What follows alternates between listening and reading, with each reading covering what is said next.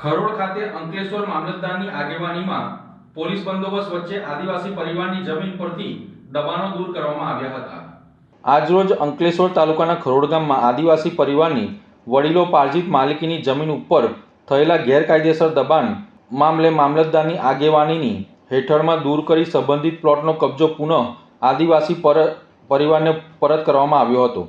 ખરોડ ગ્રામ પંચાયત દ્વારા વર્ષો અગાઉ સર્વે નંબર 2 હેઠળની જમીન ગામના આદિવાસી પરિવારના વારસ રમેશ મોહન વસાવા તેમજ તેમના અન્ય કુટુંબીઓના નામે નોંધાયેલી હોવા છતાં નજીકમાં રહેતા શબ્બીર અબ્દુલ કાદર ભરૂચી અને અન્યોએ આ પ્લોટ ઉપર ગેરકાયદેસર રીતે દબાણ કરી નૂર મસ્જિદના નામે બાંધકામ કરી લીધું હતું।